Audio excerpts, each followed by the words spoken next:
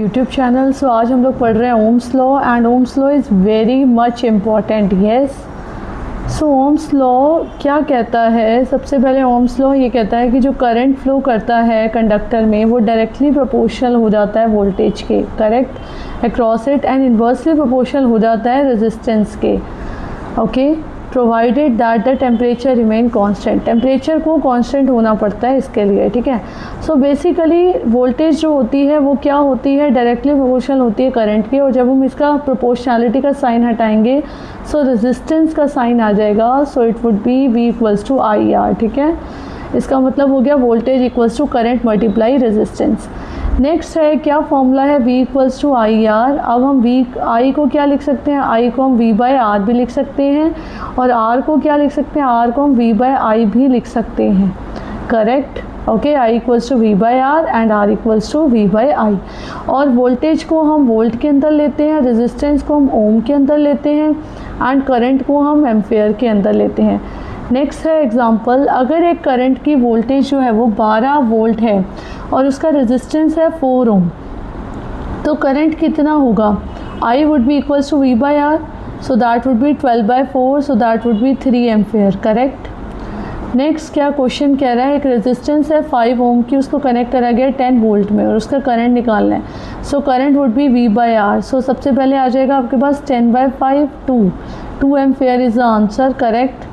Next क्या कह रहा है? इतना वोल्टेज है, इतना करंट है, रेजिस्टेंस कितना हो जाएगा? V by I, correct. So that would be 220/10, 22 ohms, yes. Next current of I equals to 4A and आपके पास रेजिस्टेंस है 8 ओम। सो आपके पास V कितना आ जाएगा? That would be I R, ठीक है। So that would be 4 × 8, that would be 32 volt, clear.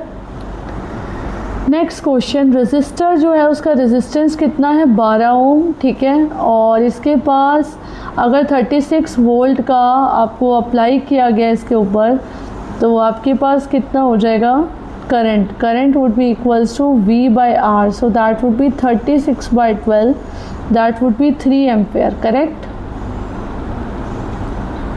220 volt electric heater जो है वो ड्रॉ कर रहा है 10 एम्पेयर का करंट, तो आपको रेजिस्टेंस निकालना है।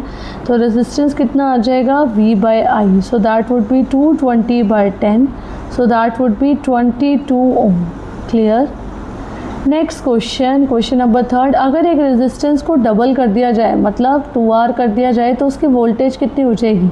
V equals to I R, ठीक है। तो V dash equals to I dash R dash. अब R डैश क्या हो गया? 2R हो गया, ठीक है। तो डबल हो गया, ठीक है। तो इसका मतलब क्या है? करंट क्या हो जाएगा? उसका करंट कितना हो जाएगा? अगर जो वोल्टेज है वो सेम ही रहेगी तो उसका करंट को आपको क्या करना पड़ेगा? करंट को हाफ करना पड़ेगा, तभी तो जाके वो पूरा का पूरा कट जाएगा। मतलब I/2 × 2R, ठीक है। सो तभी तो कट जाएगा। नेक्स्ट कह रहा है एक वायर है जो कि करंट को I इक्वल्स टू कितना है? 2 एम्पेयर, ठीक है। और इसका वोल्टेज कितना है? 6 वोल्ट। अगर वोल्ट को इंक्रीज़ कर दिया जाता है 18 वोल्ट और टेम्परेचर को कांस्टेंट रखा जाता है, तो सबसे पहले हम क्या करेंगे? इससे हम R को निकालेंगे। R कितना हो जाएगा? 6/2, दैट वुड बी 3 ओम, ठीक है। तो रेजिस्टेंस आपके पास सेम रहा, ठीक है। ये वोल्टेज है, ये रेजिस्टेंस है, ठीक है। तो आपके पास करंट कितना हो जाएगा? V by R. So that would be 18/3, so that would be 6 ampere, clear. Next question कहता है रेजिस्टर जो है वो कैरी करता है 0.5 एम्पेयर का जब उसको कनेक्ट करते हैं 15 वोल्ट में। क्या करंट फ्लो करेगा अगर इसकी वोल्टेज को इंक्रीज़ कर दिया जाए इतना? तो आप पहले आपके पास I दे रखा है और V दे रखा है, तो R निकाल लेते हैं। दैट वुड बी 15/0.5, ठीक है। जब इसे हम कट करेंगे तो 30 आ जाएगा। तो आपके पास 30 ओम का रेजिस्टेंस दे रखा है। अब V आपके पास कितना है? 30 वोल्ट है, तो आपके पास करंट कितना हो जाएगा? V by R. So that would be 30/30, ठीक है। So that would be 1 ohm, answer आ जाएगा। नेक्स्ट कह रहा है 2 रेजिस्टर है जिसका रेजिस्टेंस 4 है और 8 ओम है, ठीक है। कौन सा जो है वो ज़्यादा करंट को अलाउ करेगा सेम बैटरी में? देखो रेजिस्टेंस है V equals to I R होता है फॉर्मूला, ठीक है। तो रेजिस्टेंस जिसका ज़्यादा होगा उसकी वोल्टेज कितनी हो, उसका करंट क्या हो जाएगा? Which one will allow more current, उसका करंट हो जाएगा उतना ही कम। रेजिस्टेंस जिसका ज़्यादा होगा, तो रेजिस्टेंस जिसका कम होगा, ठीक है, तो उसका आई क्या हो जाएगा, ज़्यादा। तो इसका मतलब है 4 ओम क्या है इसका आंसर है, ठीक है, जो कि अलाउ कर देगा ज़्यादा उसको। Next, why does the ohm's law fail for devices such as filament, bulb और डायोड। तो ओम्स लॉ जो होता है वो ऐसे वाले डिवाइसेस के लिए क्यों फेल हो जाता है, ऐसे वाले डिवाइसेस के लिए जैसे कि फिलामेंट का बल्ब हो गया या फिर डायोड हो गया। तो ओम्स का लॉ जो होता है वो फिलामेंट या फिर बल्ब्स या फिर डायोड्स के लिए इसलिए फेल हो जाता है क्योंकि इनको हम नॉन ओमिक कंडक्टर्स के अंदर लेते हैं, ठीक है। और क्यों, क्योंकि ये मेंटेन नहीं कर पाते कांस्टेंट रेजिस्टेंस, ठीक है, ये कांस्टेंट रेजिस्टेंस को मेंटेन नहीं कर पाते हैं। क्यों फेल हो जाता है, क्योंकि फिलामेंट का बल्ब क्या है, जैसे ही करंट बढ़ेगा वैसे ही फिलामेंट जो हो जाएगा वो ज़्यादा से ज़्यादा हीट होना शुरू हो जाएगा, जिसकी वजह से टेम्परेचर बढ़ जाएगा because V equals to I R, ठीक है। और V equals to I R है वो स्ट्रिक्टली अप्लाई होता है सिर्फ और सिर्फ फिजिकल कंडीशन पे, जैसे कि टेम्परेचर है।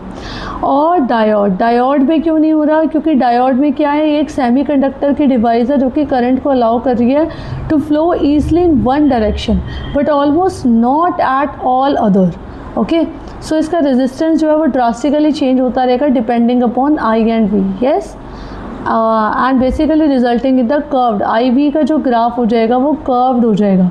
सो इसका जो मेन आंसर है वो इसलिए है क्योंकि ये नॉन ओमिक कंडक्टर्स के ऊपर जो है वो कैटेगराइज करा गया, नॉन ओमिक कंडक्टर्स में, ठीक है, फिलामेंट को और डायोड को, ठीक है। और फिलामेंट का बल्ब जो है जैसे जैसे हम करंट को बढ़ाएंगे फिलामेंट हीट होगा, टेम्परेचर बढ़ेगा, जिसकी वजह से ओम्स लॉ जो है वो स्ट्रिक्टली तभी होता है जब टेम्परेचर कांस्टेंट रहता है, ठीक है। और डायोड में क्या है, डायोड एक सेमीकंडक्टर की डिवाइस है जो कि करंट को अलाउ कर देगी एक ही डायरेक्शन के अंदर, ठीक है, सारी डायरेक्शन में नहीं। उसका रेजिस्टेंस जो है वो ड्रास्टिकली चेंज होना शुरू हो जाएगा, जिसकी वजह से कर्व का ग्राफ आएगा आई और वी के बीच में, ठीक है।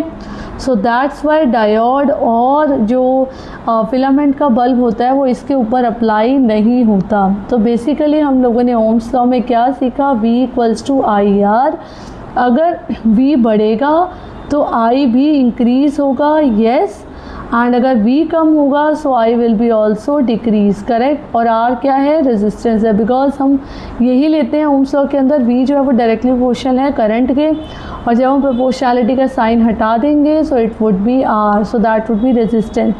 V का जो आपके पास यूनिट होता है that would B volt, I का क्या होता है एम्पेयर, एंड करंट का एम्पेयर होता है, और रेजिस्टेंस का होता है ओम, ठीक है। तो इसके सारे क्वेश्चंस को आप बहुत ध्यान से देखना, बिकॉज एग्ज़ाम्स के अंदर ओम्स लॉ एक बहुत ही ज़्यादा इम्पॉर्टेंट टॉपिक है जो कि आता ही आता है हर एग्ज़ाम के अंदर। इसके न्यूमेरिकल्स बहुत ज़्यादा इम्पॉर्टेंट है, एंड इसको अच्छे से देखना, और मेरे चैनल को सब्सक्राइब ज़रूर करना है, लाइक करना है इस वीडियो को, एंड शेयर करना है अपने फ्रेंड्स के साथ, एंड सब्सक्राइब ज़रूर करना है जिससे आपको ऐसी वीडियोस मिलती रहे।